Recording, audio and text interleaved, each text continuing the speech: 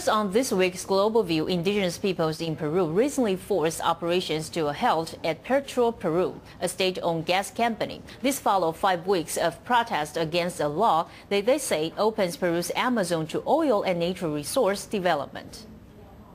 Amazonian Indians from Peru blocking highways, waterways, and a state-owned oil pipeline since April have declared that they will engage in an insurgency against the Peruvian government for refusing to repeal laws that threaten their ancestral lands and resources. The pipeline, which is owned by Peru, carries up to 40,000 barrels a day. It has been temporarily shut down due to the protest. We only ask the government to annul all the laws decreed without consulting the opinion of native communities.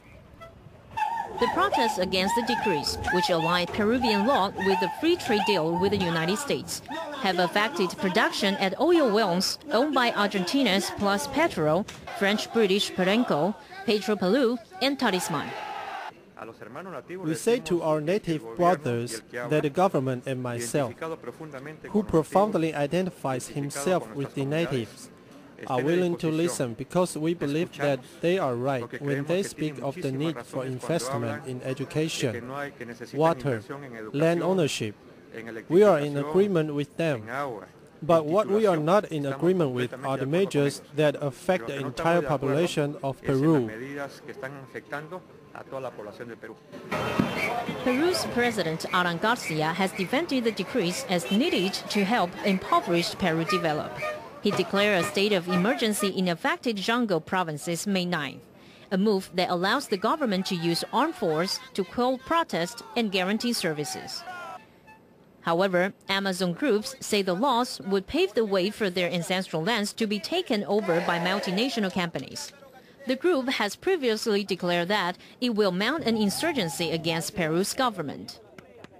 As I've already said, the people will remain there. They have declared themselves insurgents already. Now it's government's turn to act. If they do not repeal, then people will no longer obey the government, and whatever happens will be government's responsibility. His uncle said the Indians were willing to give up their lives to defend their land and would call on at least 30,000 Indians across 6 provinces to take action. We're not going to reverse our position. As long as government does not do away with the laws that threaten us and that they have passed behind our backs, we are willing to occupy the oil companies until the government does away with the law.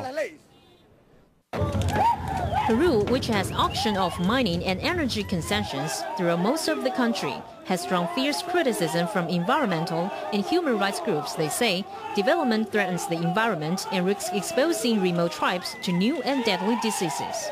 DITV Weekly.